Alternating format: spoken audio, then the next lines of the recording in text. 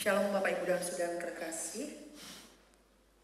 Ya, pada ibadah kita hari Minggu ini kita akan merenungkan tema khotbah berkat yang diambil dari Bilangan pasal 6 ayat yang ke-22 hingga ayat yang ke-27. Saya mengajak kita untuk kita membaca ayat ini bergantian. Saya mohon kesediaan Bapak Ibu membaca ayat yang ke-22, saya akan membaca ayat yang ke-23, demikian berlanjut hingga ayat yang ke-27. Ya. Ayat yang ke-22. Tuhan berfirman kepada Musa.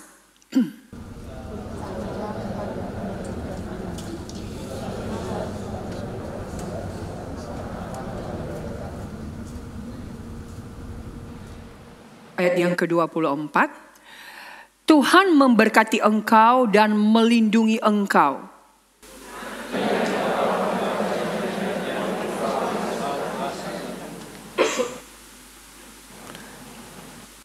Tuhan menghadapkan wajahnya kepadamu dan memberi engkau damai sejahtera.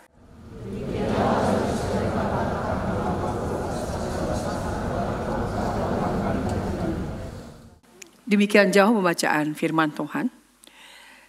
Saudara yang terkasih, tidak terasa hari ini adalah merupakan minggu terakhir di bulan Januari. Dan 3 hari lagi kita akan memasuki bulan Februari.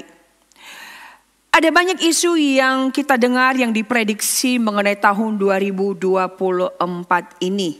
Dikatakan akan jauh lebih sulit daripada tahun 2023, khususnya perekonomian.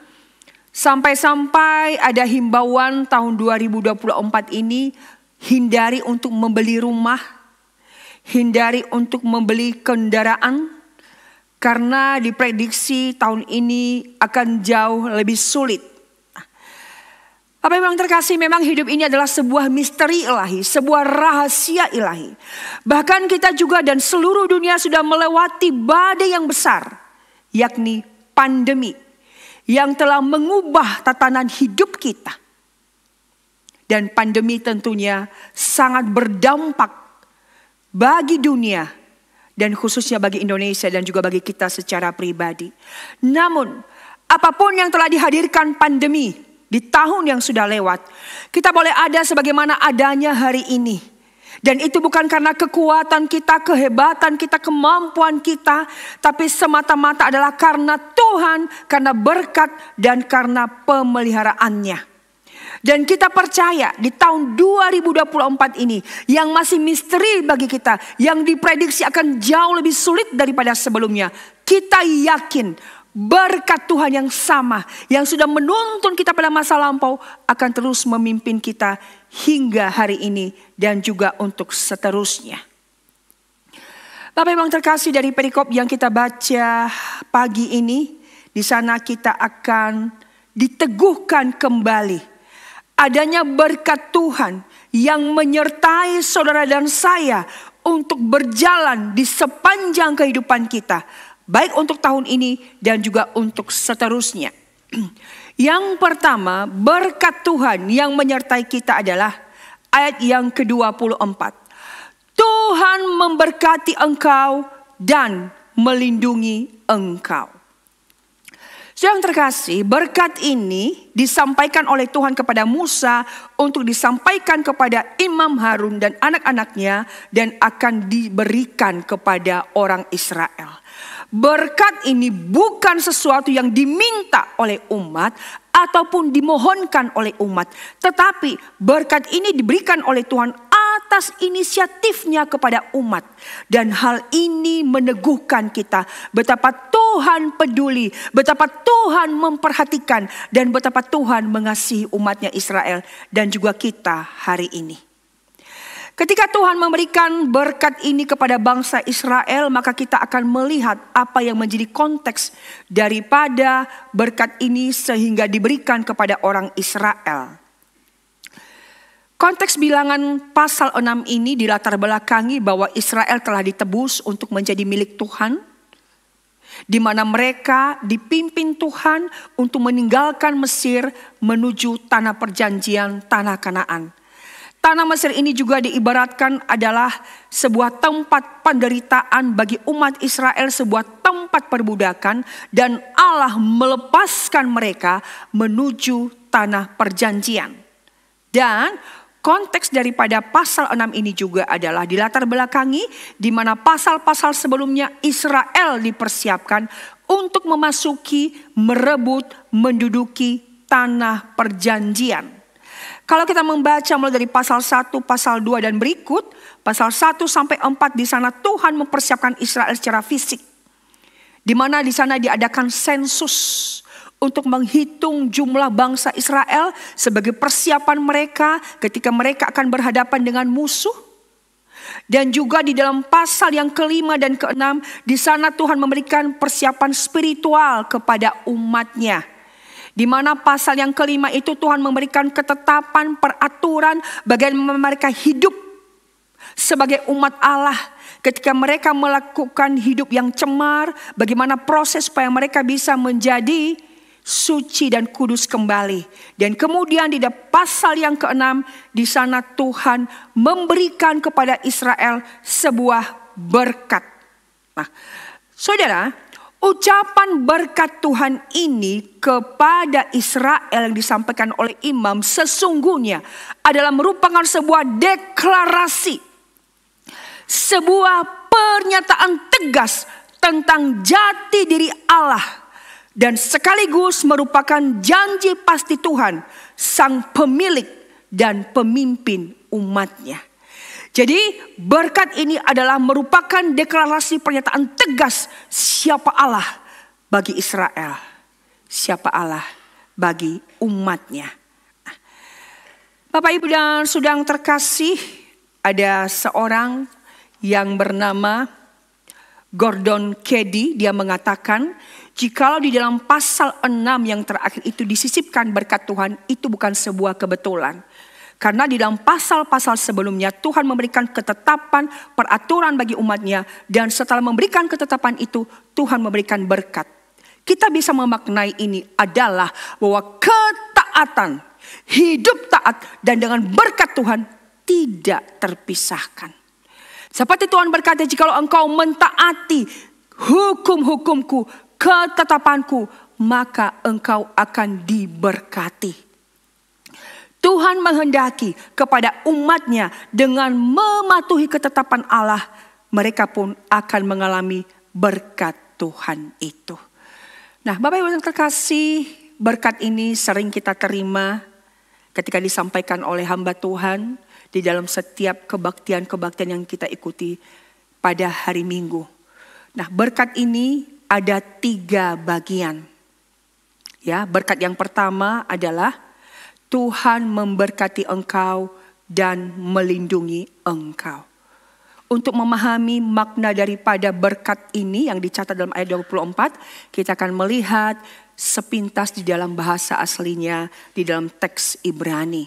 Nah, ayat yang ke-24 di sana dicatat Tuhan memberkati engkau dan melindungi engkau. Ayat yang ke-25 Tuhan menyinari engkau dengan wajah dan memberi engkau kasih karunia. 26 menghadapkan wajahnya kepadamu. Nah, Bapak Ibu yang terkasih, jikalau kita melihat di dalam bahasa aslinya ayat 24 di sana ada kata Tuhan, the Lord, yang di dalam bahasa Ibrani ditulis Yahweh.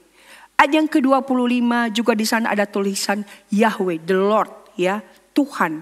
Ayat yang ke-26 juga di sana ada kembali tulisan kata Yahweh, the Lord, Tuhan.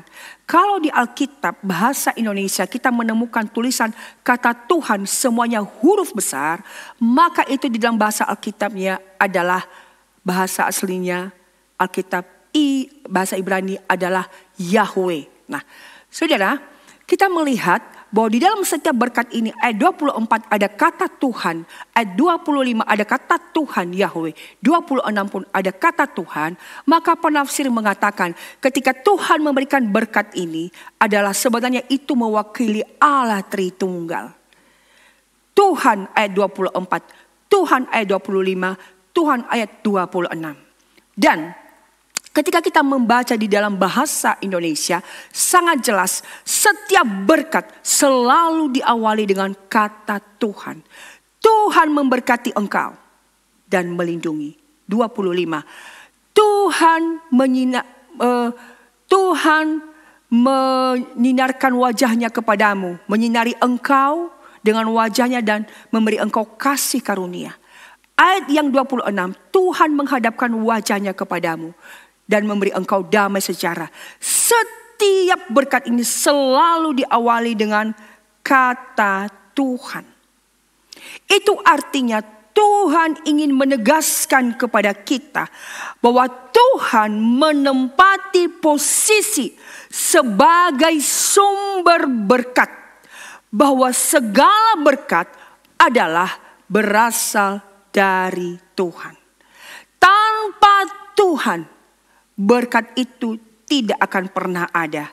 Dan seandainya ada, maka itu sesungguhnya bukan berkat yang sejati, yang membawa kepada kehidupan, yang membawa kepada kebaikan, tetapi sebaliknya. Nah, Bapak yang terkasih, ketika kita memperhatikan kata-kata ini, maka sepintas kalau kita melihat jumlah kata-katanya adalah semakin bertambah. Dari ayat 24, kata Ibraninya ada tulisan merah di sana ada 3. Ayat 25 kata Ibraninya ada 5, ayat 26 kata Ibraninya ada merah ada 7. Jadi semakin ada sebuah progresif, kalimat itu semakin bertambah. Nah, di dalam menyampaikan berkat ini pun kalau kita bisa memaknai bahwa sesungguhnya berkat Tuhan itu tidak pernah dia tahan. Berkat Tuhan itu semakin progresif, semakin bertambah, semakin melimpah, semakin nyata. Dan itu juga terbukti di sepanjang kehidupan kita.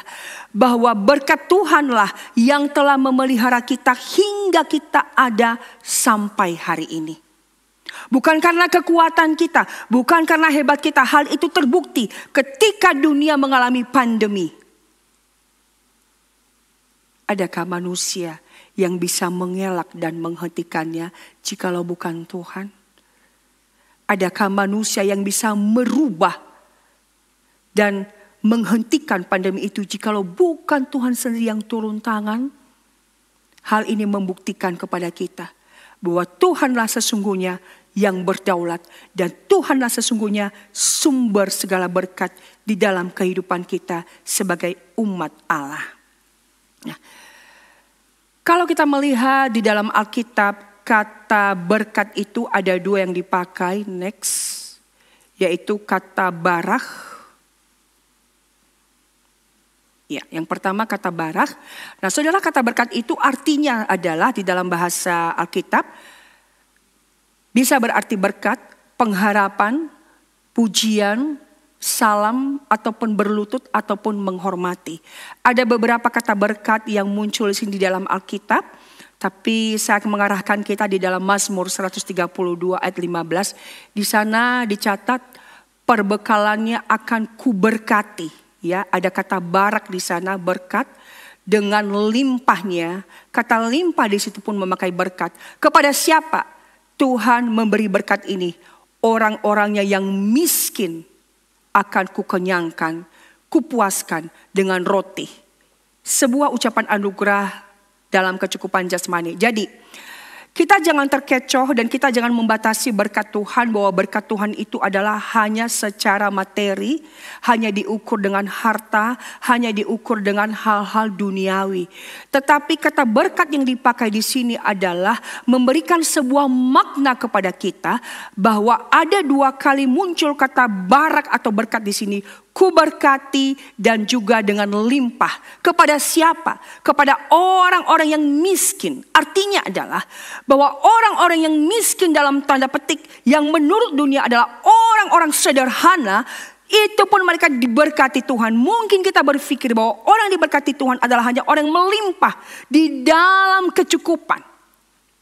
Orang-orang yang hidupnya serba ada. Tapi di sini Tuhan pun memberkati dalam tanda petik orang miskin. Dengan cara apa? Kukenyangkan mereka, kupuaskan mereka. Artinya apa? Bahwa orang hidup sederhana pun diberkati Tuhan dengan cara apa? Mereka bisa menikmati. Mereka bisa bersyukur. Mereka bisa enjoy. Dan belum tentu orang yang hidup di dalam kelimpahan merasa puas. Belum tentu orang yang hidup di dalam kelimpahan merasa kenyang. Seringkali kita terobsesi, oh Tuhan memberkatiku. Karena aku melimpah. Tapi orang yang hidup di dalam kelimpahan itu belum tentu puas, Bapak Ibu. Acap kali kita mendengar orang yang hidup dalam kelimpahan.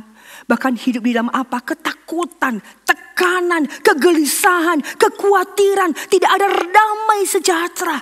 Selalu dikejar oleh rasa apa? Rasa cemas.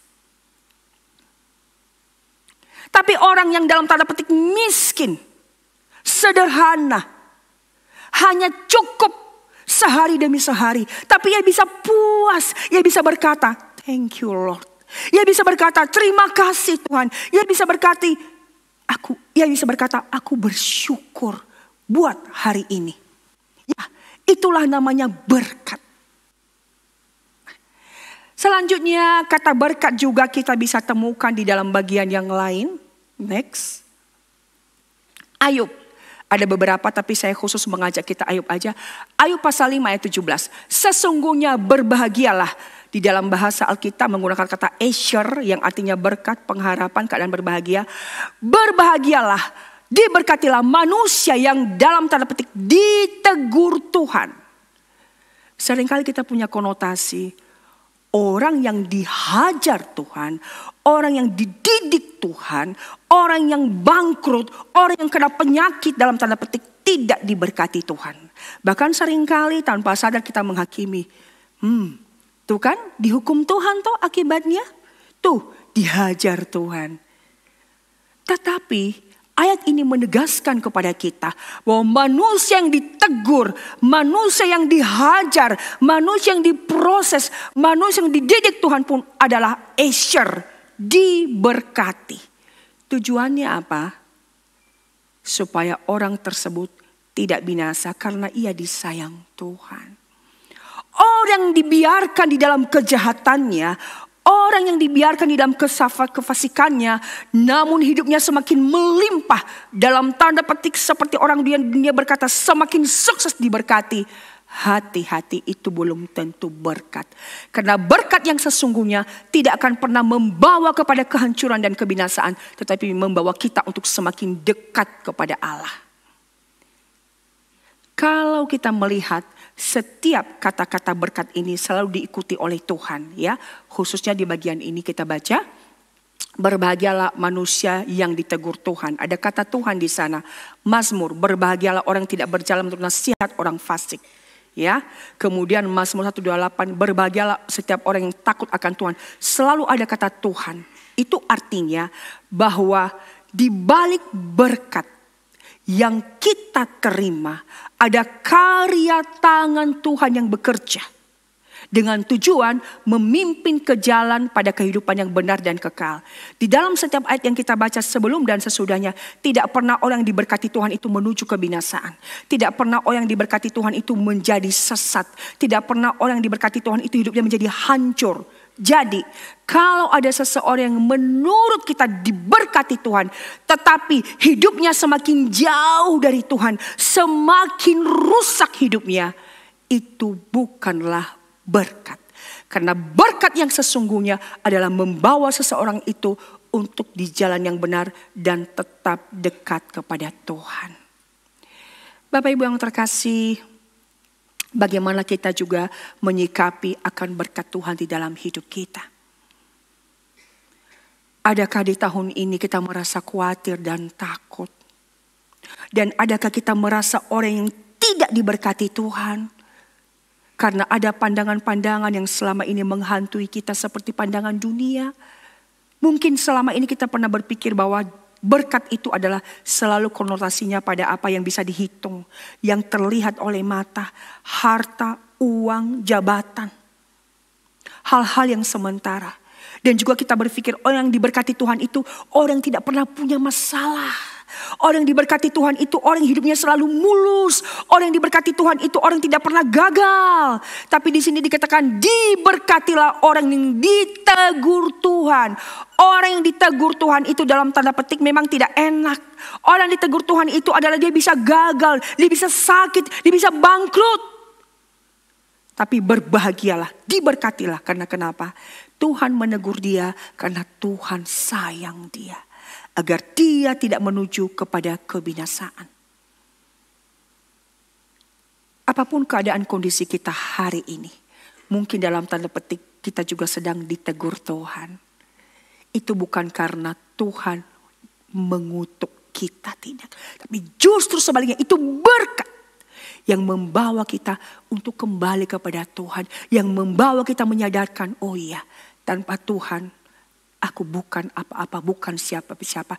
Yang membawa kita kembali kepada Tuhan dan menyadari bahwa hidup ini dan tanpa Tuhan kita tidak akan pernah bisa kuat dan mampu. Berkat saudara, kalau kita ditegur Tuhan. Berbeda cara Tuhan untuk menegur setiap orang. Ada yang ditegur Tuhan hanya dengan ya dielus aja, dia udah sadar. Peka, oh ini sinyal dari Tuhan nih, aku harus balik. Ada juga yang ditegur Tuhan dengan ya dipukul dikit lah, dihajar dikit. Tapi ada juga yang dalam tanda petik mungkin berkeras hati, ndablek gitu ya. Dihajar Tuhan habis-habisan sampai ke titik nol. Tapi apakah Tuhan tidak sayang? Dan ada kita berpikir tuh, nah Tuhan menghukum kan makanya jangan jahat. Gak boleh gitu saudara. Itu berkat.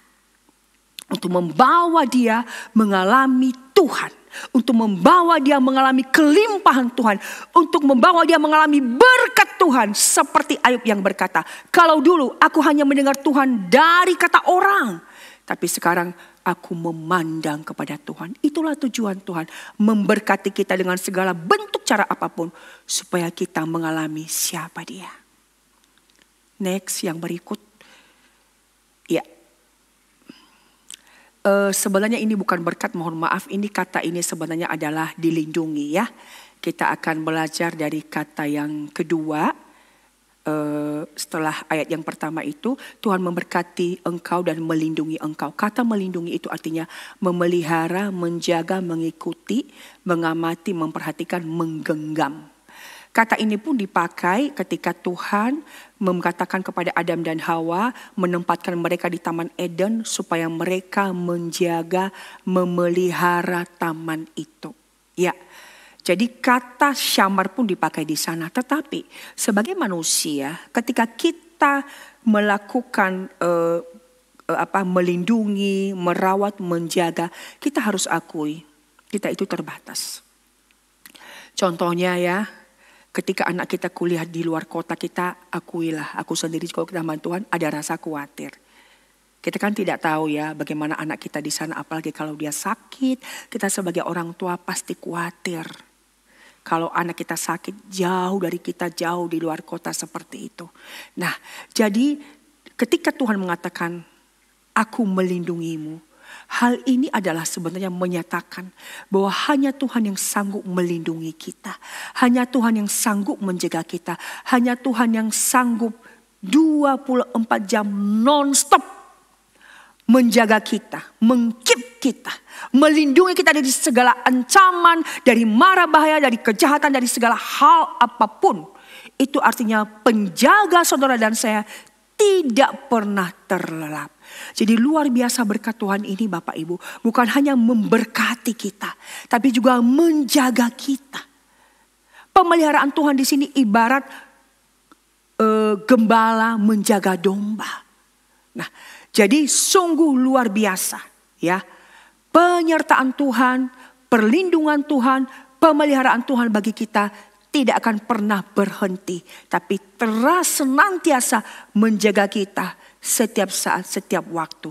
Bila Tuhan yang menjaga kita, bila Tuhan yang melindungi kita, bila Tuhan yang memelihara kita, izinkan saya bertanya, masih adakah yang kita khawatirkan? Jikalau saudara dan saya ada di dalam genggaman Tuhan, jikalau saudara dan saya ada di dalam pemeliharaan, penjagaan, perlindungan Tuhan. Adakah sesuatu atau seseorang bisa merebut kita dari penjagaan, perlindungan Tuhan? Paulus berkata, maut, penderitaan, apapun itu, tidak ada yang bisa merebut, merampas kita dari tangan Allah. Saudara, itu berkat Tuhan bagi kita di tahun ini. Memberkati dan menjaga, memelihara kita. Next.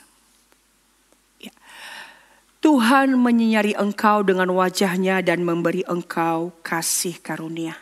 Nah, saudara yang terkasih, di dalam Keluaran 33 ayat 20 di sana dicatat, engkau tidak tahan memandang wajahku sebab tidak ada orang yang memandang aku dapat hidup. Jadi sesungguhnya kalimat ini adalah memiliki arti bahwa Tuhan akan menjamin umatnya dengan sinar wajah sebagai petunjuk jalan, dengan kasih karunia sebagai bentuk kemurahannya. Menyinari engkau dengan wajahnya adalah merupakan sebuah pernyataan dari Tuhan saat umat melewati kegelapan dan akan melewati kekelaman menuju tanah perjanjian. Ya, kadangkala umat Israel itu bersungut ketika mereka sedang menuju tanah perjanjian. Mereka harus berpindah dan membuat kemah dari satu tempat ke tempat yang lain. Kehabisan bahan makanan, kehabisan minuman, kehabisan daging. Kemudian ketika mereka awal keluar dari Mesir, di depan Laut Teberau, di belakang mereka dikejar oleh Firaun. Itu dalam tanda petik sebuah kekelaman, bingung, panik. Mau maju kena, mundur kena, kiri, kanan, atas, bawah, semua kena. Ya. Kadang-kala di dalam hidup kita tidak bisa menghindari Bapak Ibu. Kita melewati masa yang kelam, masa yang gelap, jalan buntu. Dan kita panik. Tapi Tuhan berkata, Ia menyinari engkau dengan wajahnya. Dia memberikan kepada kita apa? Penerangan, bimbingan, tuntunan ketika kita buntu. Ketika kita menghadapi masalah, ketika kita mengalami sesuatu di luar kemampuan kita. Menyinari kita, menuntun kita, dan dengan kasih karunia-Nya dalam ketidaklayakan kita, Ia menuntun kita untuk melewatinya. Saudara, boleh dikatakan tahun 2024 ini sebuah misteri bagi kita. Kita tidak tahu apa yang akan terjadi di tahun ini. Itu rahasia Tuhan, itu rahasia ilahi. Dan tentunya secara manusia, karena kita tidak tahu, ya seperti seolah-olah kelam bagi kita, gelap. Kita tidak bisa memprediksi. Ilmu pengetahuan tidak bisa memprediksi 1 jam pun apa yang akan terjadi di depan. Yang tahu hanya Tuhan. Manusia hanya bisa mengantisipasi hal-hal yang akan terjadi. Tapi yang pasti terjadi itu hanya Tuhan yang tahu. Semua adalah rahasia bagi kita. Ilmu pengetahuan manusia terbatas ketika manusia ingin memprediksi dan ingin mengetahui hari esok. Pengetahuan manusia anjlok. Tapi di sini kita melihat bahwa di masa kelam, dalam ketidaktahuan kita, di dalam kekelaman itu Allah menyinari kita. Dan oleh kasih karunia-Nya dalam ketidaklayakan kita, Ia menuntun kita untuk melewatinya. Dan bahkan kasih karunia Tuhan yang sangat jelas terbukti bagi kita adalah ketika Tuhan memberikan kepada kita Kristus Yesus sebagai wujud kasih karunia Allah yang telah nyata bagi kita, yang telah berkarya untuk menyelamatkan kita. Dan tentunya ini menjadi sebuah alasan yang kuat bahwa di dalam masa kegelapan apapun di hidup kita, Ia menyinari, menuntun kita untuk melewatinya dengan kasih karunia-Nya yang telah terbukti, yang telah Ia nyatakan kepada kita melalui Kristus Yesus. Yang berikut dan yang terakhir, berkat yang terakhir adalah Tuhan menghadapkan wajah-Nya kepadamu dan memberi engkau damai sejahtera. Nah, saudara, kata wajah-Nya di sini adalah sesungguhnya menunjuk kehadiran Tuhan. Tuhan menghadapkan wajah-Nya kepada umat, mengarahkan juga memiliki arti bahwa Tuhan berpihak kepada dia yang kepadanya Tuhan mengarahkan wajah. Dalam Alkitab, kadang tercatat bahwa Tuhan memalingkan wajah. Ketika Tuhan memalingkan wajah dari orang Israel, itu artinya Tuhan sedang murka. Tuhan sedang marah. Tapi kalau di sini dikatakan bahwa Tuhan menghadapkan wajahnya, itu artinya adalah Tuhan. Dia hadir di dalam hidup kita, menghadapkan wajahnya. Dalam arti kita ada di hadapan Tuhan, bukan hanya diperhatikan Tuhan, tetapi kita menjadi pusat perhatian dan objek kasih Allah. Sehingga Dia bukan hanya datang hadir di dalam hidup kita, tapi Ia memberikan kepada kita shalom, damai sejahtera. Nah, saudara yang terkasih, yang penting di dalam hidup ini adalah damai sejahtera. Ada banyak orang yang hidup dalam tanda petik diberkati, tapi belum tentu mereka mengalami damai sejahtera. Ketenangan, kedamaian, tapi Tuhan tahu bahwa di dalam hidup ini kita bisa mengalami kekhawatiran, kita bisa mengalami tekanan, kita bisa mengalami ketakutan, kita bisa gelisah, kita bisa cemas. Karena itu Tuhan memberkati kita mengatakan, aku menghadapkan wajahku kepadamu dan memberi engkau damai sejahtera. Nah saudara, kata damai sejahtera ini juga sama arti dengan kata yang dipakai di dalam perjanjian baru Yohanes 16 ayat yang ke-33. Shalom di dalam bahasa Ibrani, damai sejahtera, juga memiliki makna yang sama yang dipakai di dalam perjanjian baru Yohanes 16 ayat 33. Di sana dikatakan bahwa Yesus berkata, damai sejahteraku akan kuberikan kepadamu. Di dalam konteks murid-murid akan menderita, murid-murid akan mengalami penganiayaan. Tetapi Yesus berkata, damai sejahteraku akan kuberikan kepadamu. Saudara, berkat Tuhan ini luar biasa. Orang yang damai sejahtera, dia bisa akan tidur nyenyak. Orang yang damai sejahtera, ia akan tetap bisa kuat di tengah pergumulan, tekanan, persoalan, masalah, kesulitan yang dihadapi. Di tengah sakit penyakit, di tengah kegagalan, di tengah keadaan serba kekurangan. Ia akan mengalami damai sejahtera ilahi, dan ini yang luar biasa Bapak Ibu. Di tengah badai ada damai sejahtera Allah, dan itu adalah berkat Tuhan bagi setiap kita. Jikalau Tuhan sudah menjadikan berkat ini bagi kita, tentunya kita tidak akan lagi ragu untuk menjalani tahun 2024 ini. Apalagi di dalam ayat yang ke-27. Bilangan 6 ayat yang ke-27. Di sana Tuhan memerintahkan agar imam itu meletakkan namanya atas orang Israel. Ya, itu artinya bahwa Israel menjadi milik Allah. Dan karena nama Allah itu mengandung pribadinya,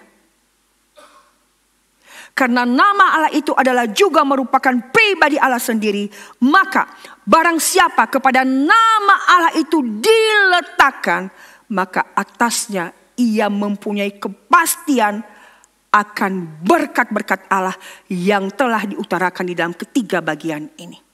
Ya, Tuhan mengatakan kepada imam supaya harus imam itu meletakkan nama Tuhan atas Israel. Dan kepada nama Allah itu siapapun yang melekat, maka di sana Tuhan akan menghadirkan berkatnya. Saudara, luar biasa berkat Tuhan ini. Dan mari kita mengimani bahwa berkat ini bukan hanya ditujukan kepada orang Israel, tapi juga kepada kita hari ini, kepada saudara dan saya. Shalom. Hidup ini tidak lepas dari persoalan, pergumulan, masalah, kesulitan. Tetapi yang penting adalah ada shalom, ada damai sejahtera. Orang yang hidupnya melimpah belum tentu mengalami shalom. Orang yang pintar secara akademik belum tentu mengalami shalom. Orang yang memiliki jabatan yang tinggi belum tentu mengalami shalom. Tetapi mereka yang mengalami shalom adalah mereka yang di dalamnya melekat nama Allah. Dan mereka adalah umat pilihan Tuhan. Bapak Ibu yang terkasih, apapun yang terjadi di hidup kita hari ini, Dan di tahun 2024 ini diprediksi apapun, mari kita pegang teguh berkat Tuhan ini. Bahwa berkat Tuhan itu selalu baru. Dan Tuhan tidak pernah menahannya atas kita. Mari kita berjalan di dalam berkat Allah. Dan tujuan Allah memberkati kita pun di dalam ayat yang ke-27 tersirat. Ketika nama Allah melekat kepada Israel, tujuannya adalah supaya Israel pun menceritakan perbuatan-perbuatan Allah yang besar. Di atas mereka melekat nama Tuhan supaya bangsa sekitar juga tahu. Oh, mereka umat Allah, mereka umat pilihan Tuhan. Tuhan memberkati kita dan sudah melekatkan namanya di dalam hidup kita agar orang pun tahu dia ini orang Kristen. Dia orang diberkati Allah. Dia orang yang dipimpin Tuhan. Itu artinya ketika kita membawa nama Tuhan, ketika nama Tuhan melekat di dalam diri kita, maka itu artinya kita pun harus mewujudkan kesaksian hidup yang baik. Kita diberkati oleh Allah supaya kita menjadi berkat. Supaya melalui hidup kita orang pun mengenal Allah yang sudah memberkati kita. Dengan menjaga kesaksian hidup kita di tempat pekerjaan, di tempat studi dan dimanapun. Karena nama Tuhan melekat di dalam diri kita. Jangan sampai nama Tuhan itu tercemar yang sudah melekat kepada kita. Sekali lagi Tuhan melekatkan nama itu karena kita diberkati. Dan kiranya dengan menjaga nama itu orang-orang sekitar melihat siapa Yahweh, siapa Allah yang sudah memberkati kita.